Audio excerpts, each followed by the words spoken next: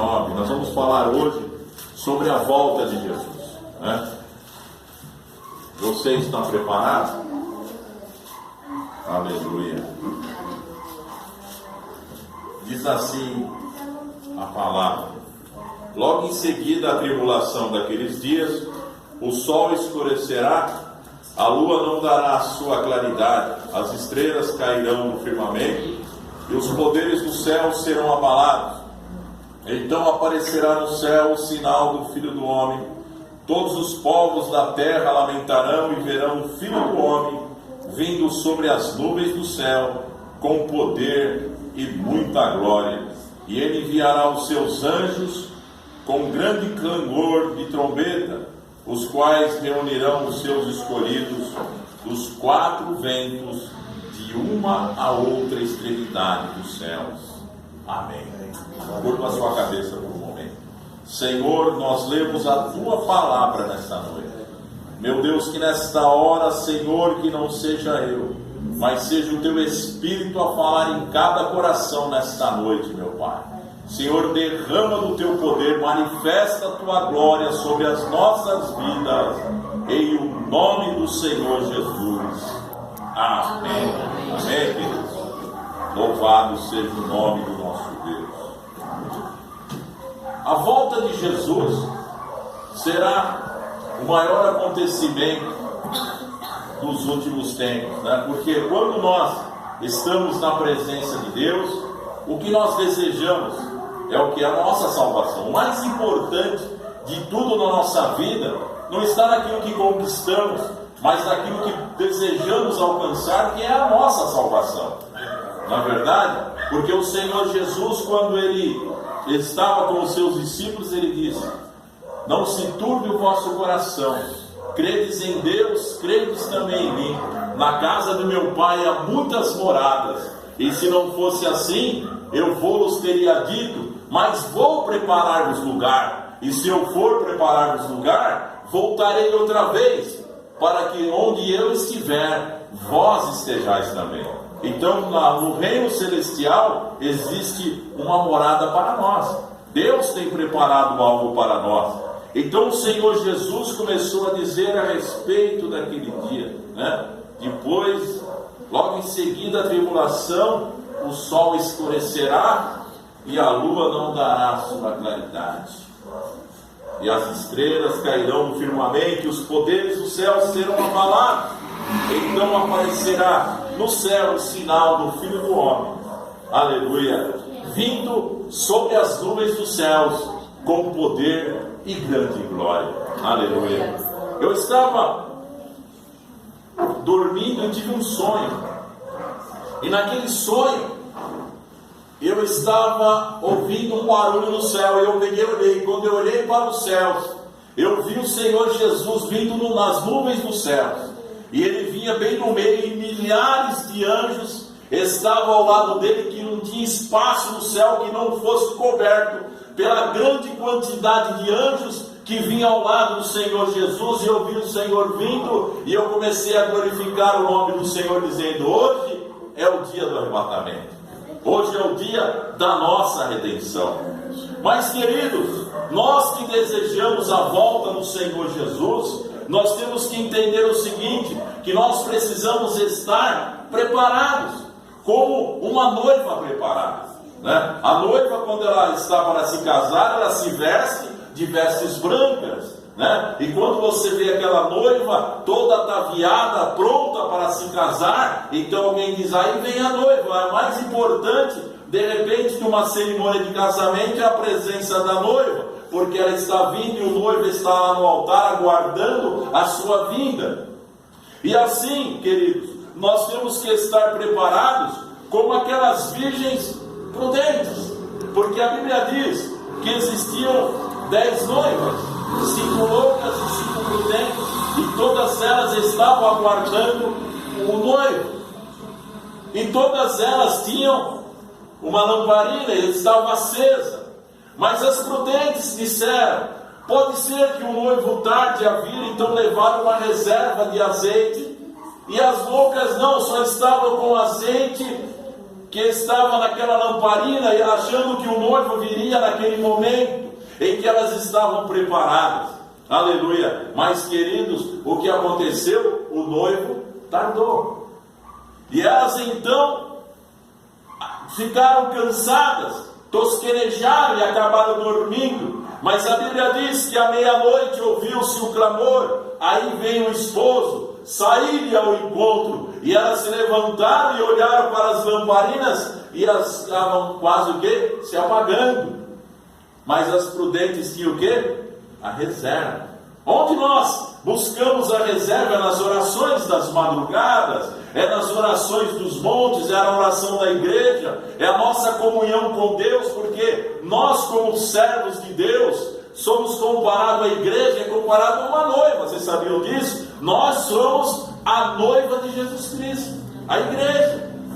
E nós temos que desejar encontrar. Às vezes nós permitimos que muitas coisas venham a tirar a nossa firmeza espiritual. Por qualquer coisa você para de orar, por qualquer coisa você para de ler a Bíblia, por qualquer coisa você para de estar na casa de Deus. Mas nós temos que ser como as virgens prudentes, que estavam e elas colocaram o azeite e a lamparina o quê? Acendeu de novo. Onde nós buscamos essa reserva? A reserva está na oração, queridos. A reserva está na nossa consagração, porque aquele que tem a reserva, ele jamais cairá, jamais perderá a sua fé ou a sua confiança, porque no dia em que a trombeta soar, em que o Senhor Jesus vier nas nuvens dos céus, não haverá mais tempo de nos preparar. O momento de nós estarmos prontos, nós temos que desejar todos os dias nós temos que estar prontos para encontrar com o noivo. Desejar a qualquer momento, o céu será abalado e o Senhor virá nas nuvens dos céus com poder e muita glória. Aleluia. É a grande vitória da igreja, é a volta do Senhor Jesus Cristo. Aleluia. E quando as virgens loucas disseram aos prudentes: dai-nos do vosso azeite, porque as nossas lâmpadas estão se apagando, eles disseram: não, para que não falte a nós nem a vós, e diante aos que vêm de comprai. E elas correram para comprar o azeite, mas quando elas voltaram, o que aconteceu? A porta estava fechada.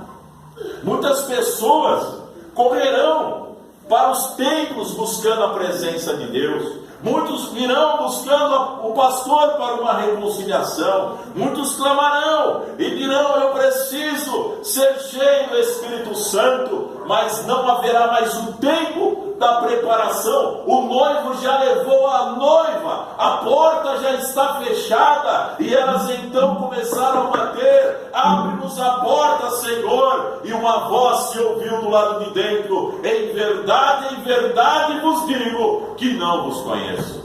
Que coisa terrível! Quantas pessoas chegarão diante do Senhor e dirão: Senhor, em teu nome eu fiz maravilhas, em teu nome expulsei os demônios, em teu nome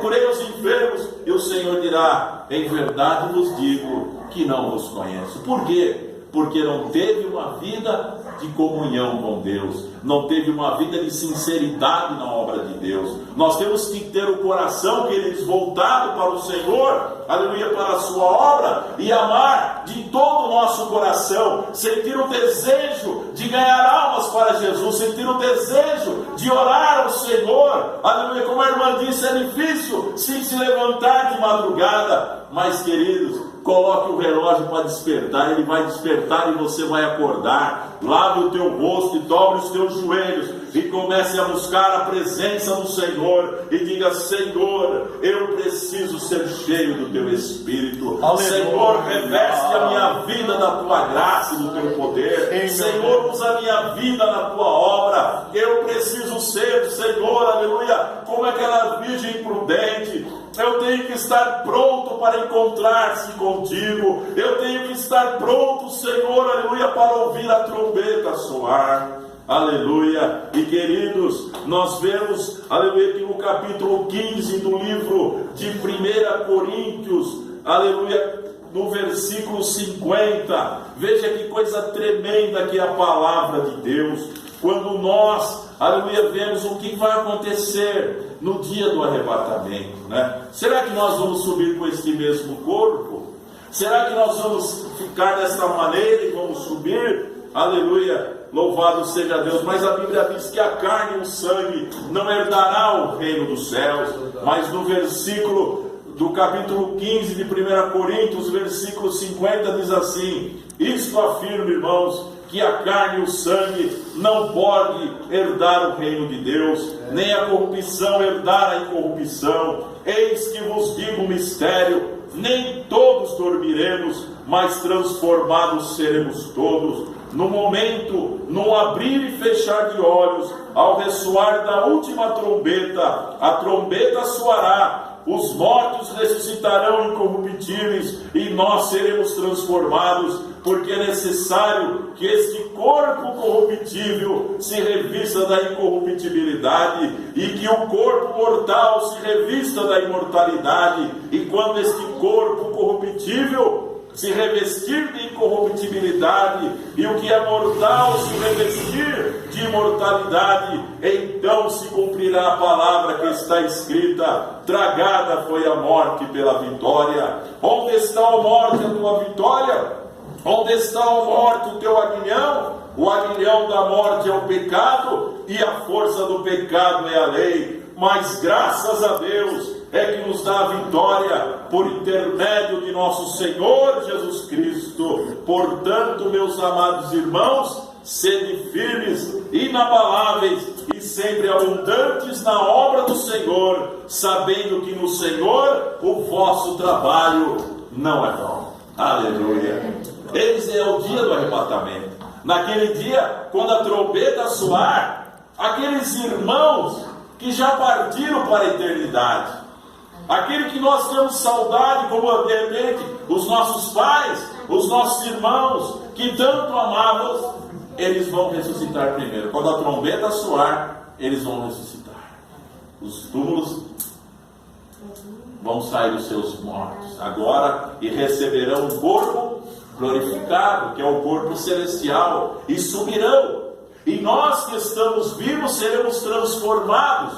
Num abrir e piscar de olhos, nós também estaremos com Cristo nos ares, iremos com a grande festa, a boda do Cordeiro, que é o casamento da igreja com Cristo. Aleluia. Glória a Deus. Então, esse será o grande dia. Mais importante, que a Bíblia fala também que nós temos que colocar em prática os nossos talentos. Deus te deu um talento. Você sabe o talento que Deus te deu? Nós temos um talento, e isso nós temos que colocar em prática. Porque quando um Senhor chama os seus servos, ele diz para um assim: ó, aqui estão 5 talentos. Ele recebeu, e para outro ele deu 2 talentos, e para um terceiro ele deu 1 talento. Ele disse: granjeai, trabalhai. E ele partiu para uma terra distante e os deixou ali. Aquele que recebeu 5 talentos começou a granjear os seus talentos. Ele trabalhou e conseguiu mais 5, e já tinha 10. O que recebeu 2 também se esforçou, trabalhou, e de repente ele já tinha mais 2, teve 4 talentos. Porém, aquele que recebeu 1 talento, que ele fez? Ah, meu Senhor, ele é muito duro, né? Ele ceifa onde ele não semeou, ele ajunta onde ele não espalhou. Então, vou enterrar aqui esse talento, quando ele voltar, eu devolvo. E passou um tempo, volta aquele Senhor e vai prestar conta com os seus servos. E de repente, aquele que recebeu 5 talentos chega: Senhor, tu me deste 5 talentos e eu trabalhei e consegui mais 5. Aqui estão 10 talentos. Ele disse: muito bem, servo bom e fiel. No pouco foste fiel, e sobre muito te colocarei. Entra para o gozo do teu Senhor. Aquele que recebe então 2 talentos também chega para o seu Senhor e diz: Senhor, tu me deste 2 talentos, e eu trabalhei e consegui mais 2, aqui estão 4 talentos. Ele disse: muito bem, servo bom e fiel, no pouco foste fiel, mas sobre muito te colocarei, entra para o gozo do teu Senhor. Oh, glória a Deus. Porém, chega o servo, o negligente, aquele que achou que um talento não serviria para nada. Às vezes a pessoa diz: eu tenho tão pouco, eu só tenho um único talento, por que eu vou colocar em prática se aquele meu irmão tem mais do que eu? Não importa, Deus confiou a você um talento e é para se colocar em prática, é para você adorar a Deus, é para você colocar em prática na obra do Senhor. Aí chega aquele servo de cabeça baixa e diz: meu Senhor, eu sei que você é um homem muito duro, que ceifa aonde não semeou, que colhe aonde não espalhou. Eu fiquei com medo de perder o seu talento, eu peguei e enterrei, aqui está. Aí o Senhor disse: você sabia que eu era desta maneira? Por que não colocasse o meu dinheiro aos banqueiros? De repente, quando eu voltasse, eu receberia com juros. Pegar esse servo negligente, lançai-o nas trevas exteriores, ali haverá choro e ranger de dentes. Meu Deus. Que situação! Então nós temos que colocar em prática o talento que Deus nos deu, porque tudo é para a glória do nosso Deus. Ele confiou a nós e nós temos que ser fiéis. Nós não podemos deixar de lado por causa de uma situação, às vezes familiar, às vezes por causa de uma situação do trabalho, às vezes por causa de uma situação que aconteceu na nossa vida, que nós ficamos então tristes, amargurados, achamos que é o fim de todas as coisas. Não, se levante como servo de Deus, se levante como uma mulher de Deus, diga: eu quero te servir, Senhor, não importa a circunstância, eu te louvarei para todo sempre e te adorarei na beleza da sua santidade. Aleluia! Oh, louvado seja o nome do Senhor. E uma coisa importante também, queridos, nós temos que estar vigiando. Jesus, quando ele não falou assim, orai, ele falou vigiar e orar. E quando nós estamos vigiando, porque nós não sabemos o dia e nem a hora que o nosso Senhor há de vir. No capítulo 13 do livro de Marcos, a Bíblia nos fala desta maneira. Vamos ler esta palavra. Aleluia! Louvado seja Deus.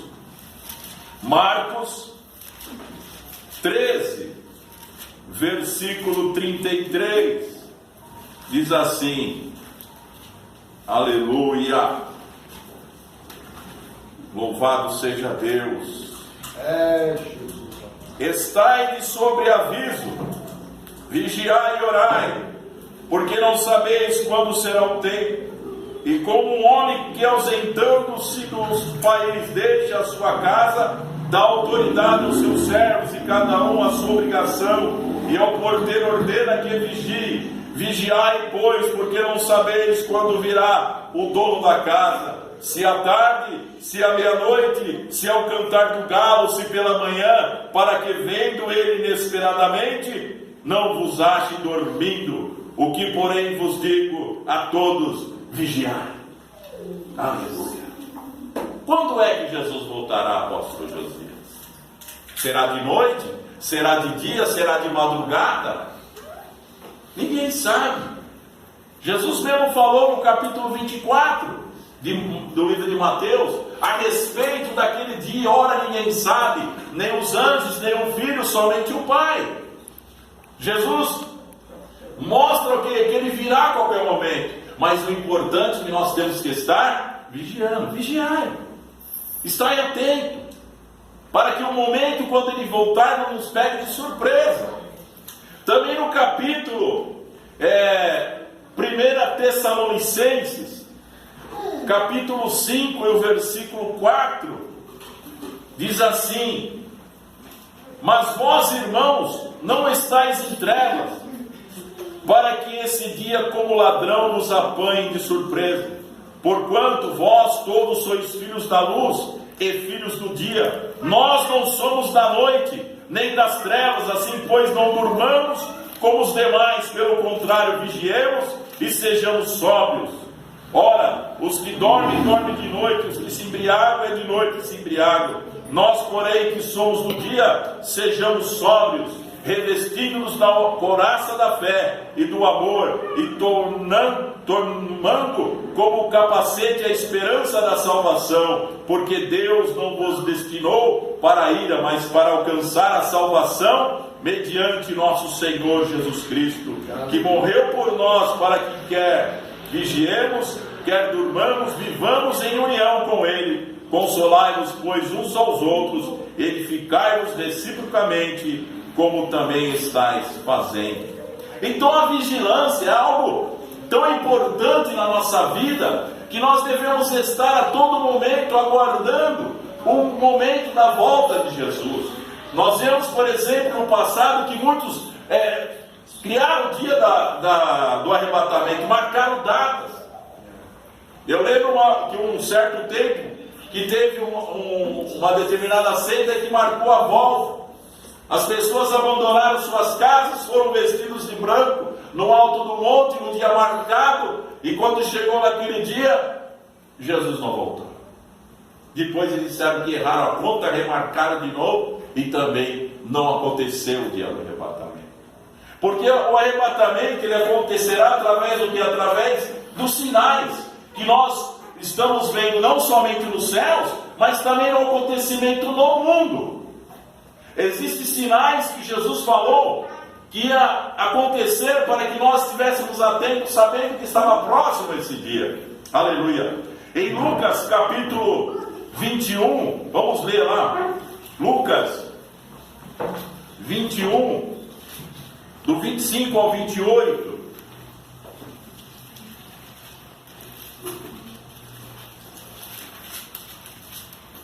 Diz assim: ainda lhe propôs uma parábola dizendo: vede a figueira e todas as árvores, quando começam a brotar, vendo, sabeis por vós mesmo que o verão está próximo. Assim também, quando virdes acontecerem estas coisas, sabei que está próximo o reino de Deus. Em verdade vos digo que não passará esta geração sem que tudo isso aconteça. Passará os céus e a terra, porém as minhas palavras não hão de passar. Aleluia. Louvado seja Deus. E também no versículo, eu acabei adiantando aqui, eu queria falar sobre a figueira, mas vamos ler no versículo do 21 ao 28. Então diz assim: então os que estiverem na Judéia fujam para os montes, e os que encontrarem dentro da cidade retirem-se, e os que estiverem nos campos não entrem nela, porque estes dias são de vingança, para cumprir tudo o que está escrito. Ai das que estiverem grávidas, ai dos que amamentam naqueles dias, porque haverá grande aflição na terra, ira contra os que povoam, e cairão o fio da espada, e serão todos levados cativos por todas as nações, até os tempos dos gentios se completem, e Jerusalém será pisada por ele. E haverá sinal no sol, na lua e nas estrelas, e sobre a terra angústia entre as nações em perplexidade, por causa do bramido do mar e das ondas. Haverá homens que desmaiarão de terror pela expectativa das coisas que sobrevirão ao mundo, pois os poderes do céu serão abalados. Então se verá o Filho do Homem vindo numa nuvem com poder e grande glória. Ora, ao começar estas coisas a suceder, exultai e erguei as vossas cabeças, porque a vossa redenção está próxima. Quando nós falamos sobre o bramido do mar, nós vemos que já aconteceu no mundo grandes tsunamis, né? Às vezes cidades, o pessoal estavam lá num local de refúgio, passando férias, de repente o mar começou a levantar as ondas e cobriu toda aquela cidade. As pessoas ficaram no mundo inteiro admiradas, porque o mar está avançando, porque está vendo esse tsunami. São sinais que o Senhor falou no passado e que começa a acontecer nos nossos dias, o qual nós devemos então estar atentos. E quando acontecer todas essas coisas, sobre fome no mundo inteiro, sobre guerras, sobre tantas situações que acontecem no mundo, nós não devemos ficar aterrorizados. E agora? Alguém começou a dizer: haverá grandes tsunamis no Brasil, O Brasil também vai correr esse risco, não importa, querido. Quando as coisas começarem a acontecer, o que Jesus falou? Olhai para si. Porque a vossa redenção está próxima. Então o mundo, ele não haverá no mundo as coisas que vão melhorar. Haverá sim um tempo que o mundo vai melhorar. Porém, nós sabemos que o que virá será o tempo da grande tribulação. Porque hoje nós vemos, por exemplo, um dos sinais que acontece no mundo é quando nós vemos esse capítulo sobre a parábola da figueira. Quem é a figueira? É o próprio reino de Israel. Você vê que Israel agora, depois que ele foi outra vez considerado nação, ele completou quantos anos? 70 anos. E é um número profético, porque Israel brotou as suas raízes, a figueira brotou outra vez. É um sinal profético também da volta de Jesus Cristo. E também, aleluia, em que haverá o tempo em que se levantará um líder sobre a nação, ou melhor, sobre todas as nações, e será quem é esse líder? O anticristo, né? Vamos ler lá também a palavra de Deus. Aleluia, louvado seja Deus.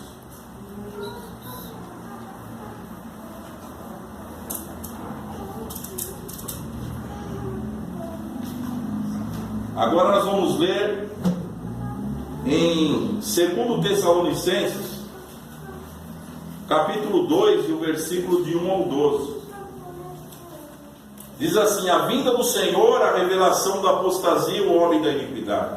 Diz assim: irmão, no que diz a respeito à vinda de nosso Senhor Jesus Cristo e a vossa reunião com Ele, nós vos exortamos a que não vos demovais da vossa mente com facilidade, nem vos perturbeis, quer por espírito, quer por palavra, quer por epístola, como se procedesse de nós, supondo que tenha chegado o dia do Senhor.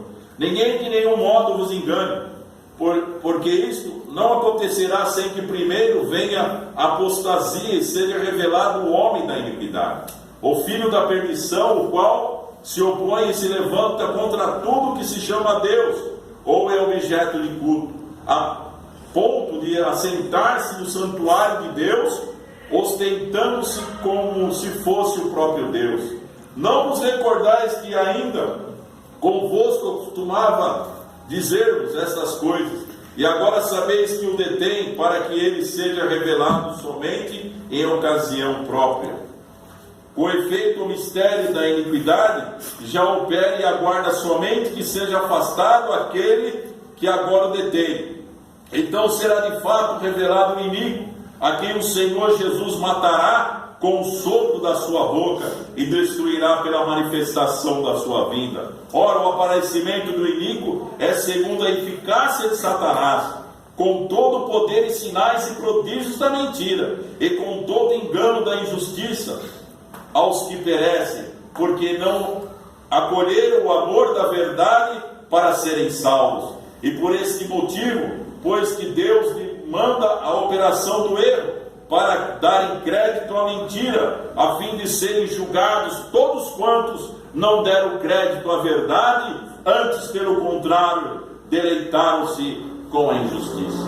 Então, nos tempos finais, nós vemos que se levantará o homem da iniquidade, o anticristo. Hoje no mundo se fala muito sobre o presidente da França, Emmanuel Macron, que é um homem que hoje ele vai completar, esse ano, ele vai completar 40 anos. E a sua ascensão política foi assim rápida. Ele hoje é considerado um dos homens mais influentes do mundo. E ele tem trabalhado para a paz lá no Oriente Médio. Porque o homem da iniquidade, ele virá o quê? Como um grande líder mundial. A nova ordem mundial já está aí. Os homens caminham para que todas as pessoas sejam então controladas. Porque quando nós falamos sobre controle, alguém saber o que você faz em tudo, em cada operação bancária, em tudo que você fizer no seu trabalho, no seu caminhar, você será então controlado. Isto nos chama, então, essa unificação mundial em que todos os povos terão que andar desta maneira, e no começo esse homem virá como aquele que vai resolver o problema da economia mundial. Um tempo de paz, um tempo em que as pessoas irão, se levantou um grande líder, e ele fará aliança com Israel, e eles acharão que ele é o Messias, porque Israel ainda aguarda o Messias, porque eles disseram, segundo a revelação deles, com as profecias, em que este aqui seria o ano em que viria o Messias tão esperado, porque Israel não crê que Jesus Cristo é o Messias. Muitos creem, mas no geral, no contexto geral, eles ainda aguardam o Messias. Os israelitas, os judeus, eles têm voltado para a sua pátria, porque até mesmo o governo tem feito algumas ações para que eles saiam das nações e todos voltem para Israel, porque eles estão dizendo que o Messias está chegando. E quando eles estão dizendo desta forma, é como se eles estivessem avisando para nós, igreja, Jesus está voltando. Porque nós não estaremos aqui, queridos, no tempo da tribulação. Nós não estaremos aqui vivendo esse tempo, porque nós, como diz a palavra, nós veremos a manifestação, que é nesse período de 3 anos e meio, que ele trará uma suposta paz ao mundo, nós veremos, porém ele não pode se manifestar contra Deus e para se declarar Deus, sem que aquele que o detém seja afastado. Quem detém? É o Espírito Santo e a igreja. E quando o Espírito Santo sair da terra, a igreja também irá embora. Será o arrebatamento